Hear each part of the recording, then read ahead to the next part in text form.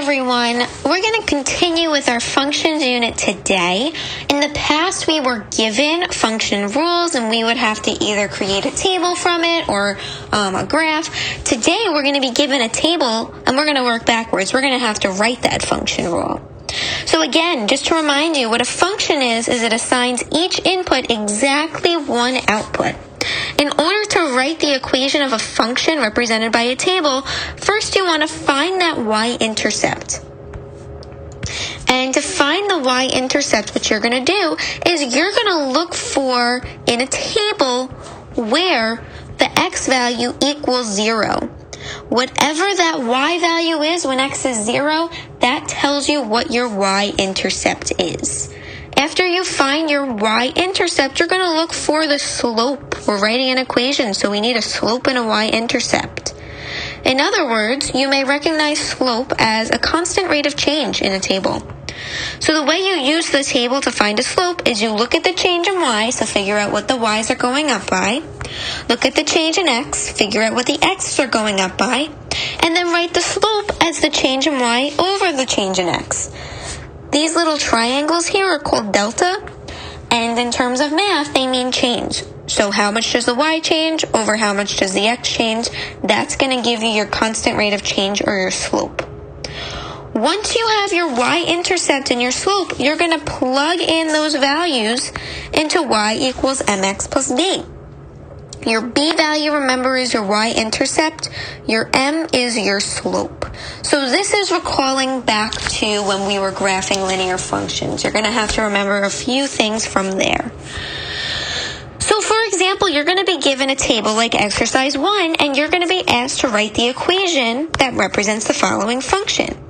So the first thing you want to do is look for that y-intercept. So we are looking where our x value equals 0, which is right here. When our x is 0, our y is 1, which means our y-intercept in this case is 1. So on the side, I'm going to write myself a note. B equals 1.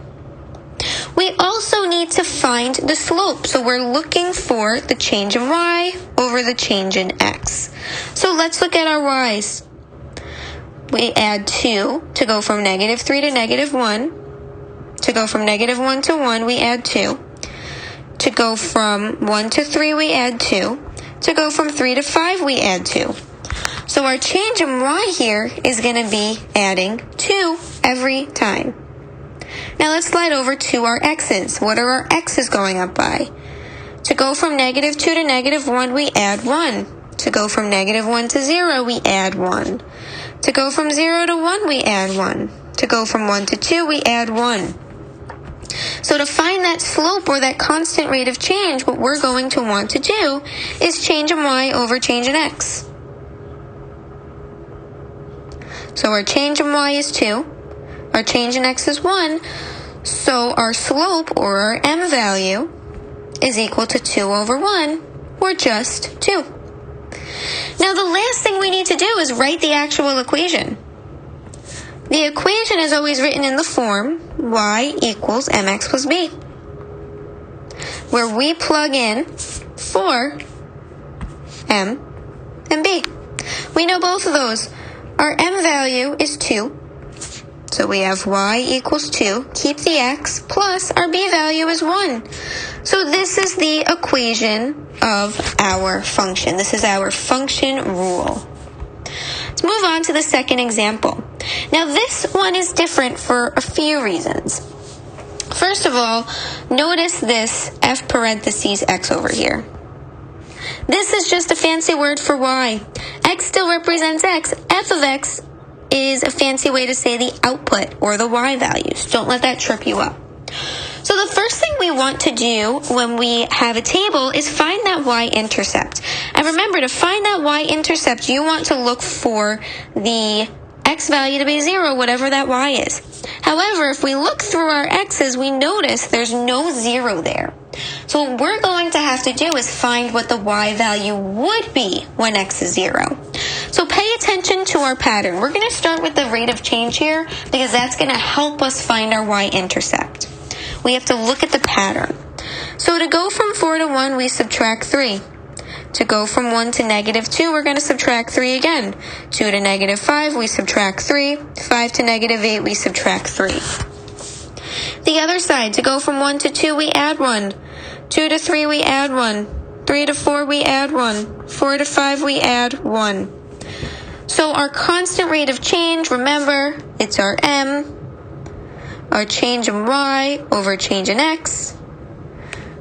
Our change in y is negative 3. Our change in x is 1. So our m value is negative 3. Now that means that every time we add 1 or we go up 1, we're going to subtract 3. So we're going to use this to help us find the 0.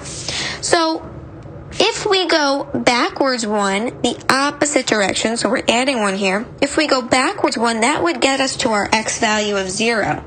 So what we need to do to find the y value is do the opposite. Notice how we're subtracting 3 to go up 1. To go down 1, we're going to want to do the opposite. So instead of subtract 3, we add 3. And 4 plus 3 gives us 7. So that y value when x is 0 is 7. So we write b equals 7. Now we're going to plug in to y equals mx plus b.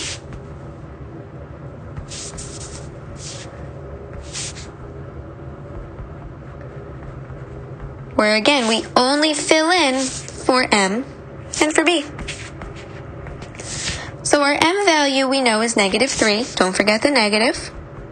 Keep the x, plus the b is 7. So that is our final equation. And we are done. Thank you.